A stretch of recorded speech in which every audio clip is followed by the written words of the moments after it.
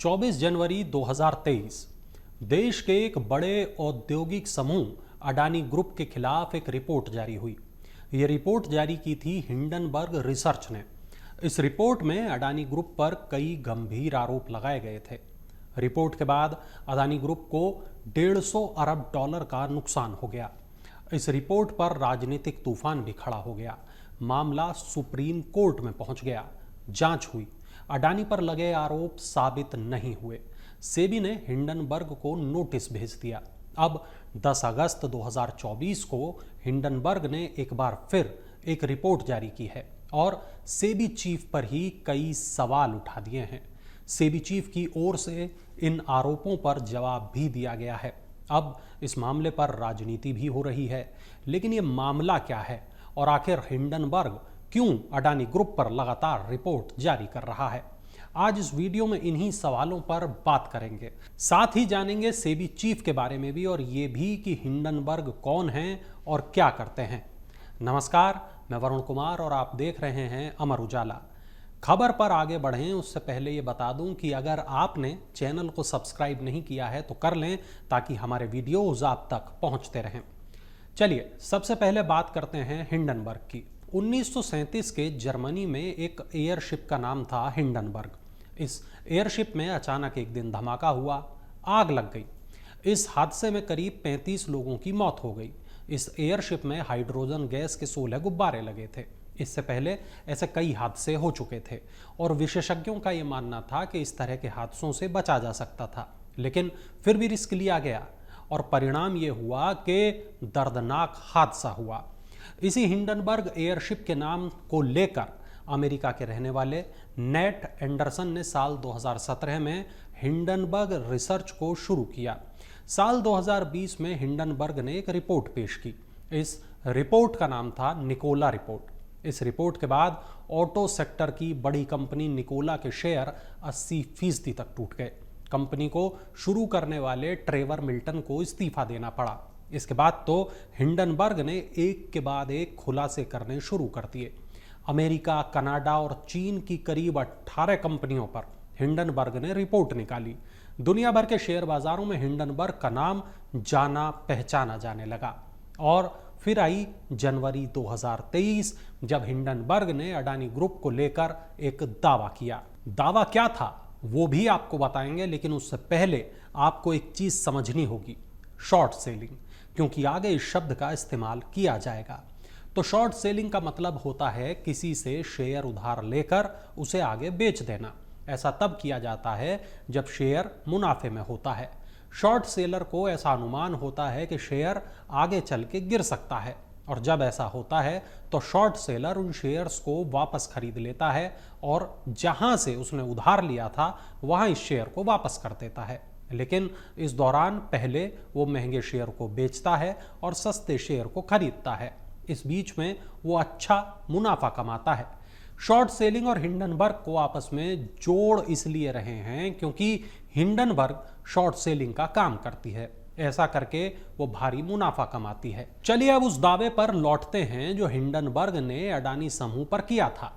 इस रिपोर्ट में कहा गया था कि अडानी ग्रुप ने अपनी 7 लिस्टेड कंपनियों के शेयरों में हेराफेरी की है और 100 अरब डॉलर कमाए हैं। हिंडनबर्ग ने गौतम अडानी के भाई विनोद अडानी पर भी आरोप लगाए थे। कहा था कि वो 37 शेल कंपनियां चलाते हैं।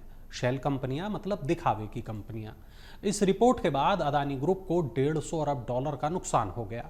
गौतम अडानी की नेटवर्थ में भारी गिरावट आ गई। वो दुनिया के टॉप 20 रईसों की लिस्ट से बाहर हो गए। कंपनी को अपना 20,000 करोड़ का एफपीओ वापस लेना पड़ा। कंपनी भारी नुकसान में आ गई। साख पर चोट लगी सो अलग, राजनीति होने लगी सो अलग।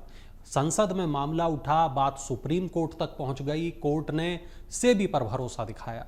सेबी की रिपोर्ट में अडानी को क्लीन चिट मिली थी। साथ ही सेबी ने हिंडनबर्ग को नोटिस भी जारी किया था। हिंडनबर्ग ने इस नोटिस का कभी जवाब नहीं दिया। अब एक बार फिर हिंडनबर्ग ने एक रिपोर्ट जारी की है और इस रिपोर्ट में सेबी चीफ को लेकर ही सवाल उठाए गए हैं। कहा गया है कि सेबी की चेयरपर्सन माधवीपुरी बुच और उनके पति धवल बुच ने बरमूडा और मॉरिशस में अस्पष्ट विदेशी कोषों में अघोषित निवेश किया था। जिन फंड्स में ये इन्वेस्टमेंट किया गया, ये निवेश किया गया, ये वही फंड हैं जिनका कथित तौर पर विनोद अदानी ने पैसों की हेराफेरी करने और समूह की कंपनियों के शेयरों की कीमतें बढ़ाने के लिए इस्तेमाल किया था। हिंडनबर्ग ने कहा कि सेबी को अडानी मामले से संबंधित फंडों की जांच करने का जिम्मा सौंपा गया था, जिसमें बुच ने भी निवेश किया था। इस रिपोर्ट के मुताबिक सेबी प्रमुख और अडानी ग्रुप के हित एक दूसरे से जुड़े हुए थे। इस रिपोर्ट के सामने आने के बाद बुच दंपति ने 11 अगस्त को एक बयान जारी किया। कहा कि हिंडनबर्ग के दावों में कोई सच्चाई नहीं। उन्होंने ये कहा कि ये जो निवेश है वो साल 2015 में किए गए थे। साल 2017 में माधवी सेबी में पूर्णकालिक सदस्य बनी थी और 2022 में चेयरपर्सन। सेबी में नियुक्ति के बाद ये फंड निष्क्रिय हो गए थे। इसके अलावा बाजार नियामक सेबी ने भी आरोपों पर जवाब दिया। सेबी ने यह कहा कि उसने अदानी समूह के खिलाफ लगे सभी आरोपों की जांच की है। वहीं चेयरपर्सन ने संभावित हितों के टकराव से जुड़े मामलों से खुद को अलग कर लिया था।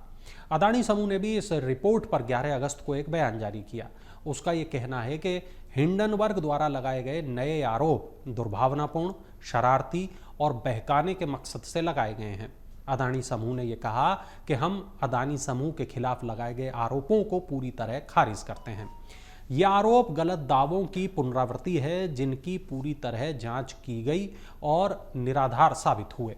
इस साल जनवरी में सर्वोच्च न्यायालय द्वारा पहले ही इन तमाम आरोपों को खारिज कर दिया गया है। इसके बाद हिंडनबर्ग ने कहा कि हमारी रिपोर्ट पर सेबी चेयरपर्सन माधवी बुच की प्रतिक्रिया में कई जरूरी बातें स्वीकार की गई हैं। माधवी बुच के जवाब से ये पुष्टि होती है कि उनका बरमूडा और मॉरिशस के फंड में निवेश था। आरोप प्रत्यारोप से अलग अब ये जानते हैं कि माधवी पुरी बुच हैं कौन। दरअसल बुच ने IIM अहमदाबाद से MBA किया है और दिल्ली के सेंट स्टीफेंस कॉलेज से गणित में ग्रेजुएशन किया है। 2 मार्च 2022 को वो सेबी की चेयरपर्सन बनी। इससे पहले 4 अक्टूबर 2021 तक उन्होंने सेबी की पूर्णकालिक सदस्य के रूप में काम किया। 1966 में जन्मी माधवी ने स्कूल की पढ़ाई मुंबई से की। वो ICICI बैंक में भी रही हैं। उनके पति धवल बुच IIT दिल्ली से पढ़े हैं और पिछले 3 दशकों से कारपोरेट में काम कर रहे हैं। साल 2013 में दोनों ने मिलकर सिंगापुर में एक वित्तीय कंसल्टेंसी भी शुरू की थी। अब देखते हैं कि इस मामले पर किसने क्या कहा। बीजेपी सांसद रविशंकर प्रसाद ने कहा कि देश में आर्थिक अराजकता की साजिश हो रही है। केंद्रीय मंत्री गिरिराज सिंह ने कहा कि हिंडनबर्ग के खिलाफ सख्त कार्रवाई की जानी चाहिए। वहीं आप सांसद संजय सिंह ने कहा कि ये घोटाला सिर्फ अडानी की ओर से नहीं किया गया, ये बीजेपी की ओर से किया गया घोटाला है। इस मामले में पूर्व अटॉर्नी जनरल मुकुल रोहतगी ने कहा कि इस संगठन की बिल्कुल भी विश्वसनीयता नहीं है। हिंडनबर्ग अडानी समूह पर अपनी रिपोर्ट के जरिए केवल सनसनी फैलाने और पैसे कमाने की कोशिश कर रहा है।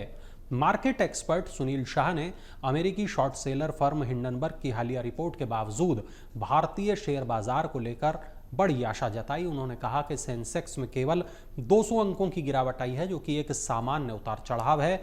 हिंडनबर्ग रिपोर्ट के बाद 12 अगस्त को अडानी ग्रुप के सभी 10 कंपनियों के शेयरों में सोमवार को शुरुआती कारोबार में गिरावट दर्ज की गई। अडानी एनर्जी के शेयर में सबसे ज्यादा 17% की गिरावट आई। आरोप है कि शॉर्ट सेलिंग के जरिए नेट एंडरसन और हिंडनबर्ग ने पैसे कमाए हैं और इसलिए उसने ऐसे दावे किए ताकि अदानी ग्रुप को नुकसान हो और शॉर्ट सेलिंग करके हिंडनबर्ग मुनाफा कमा सके। फोर्ब्स मैगजीन के मुताबिक अमेरिकी न्याय विभाग ने दर्जनों बड़े शॉर्ट सेलिंग निवेश और शोध फर्मों की जांच शुरू की थी। विभाग ने 2021 के अंत में लगभग 30 शॉर्ट सेलिंग फर्मों के साथ साथ उनसे जुड़े 3 दर्जन लोगों के बारे में जानकारी जुटाई थी।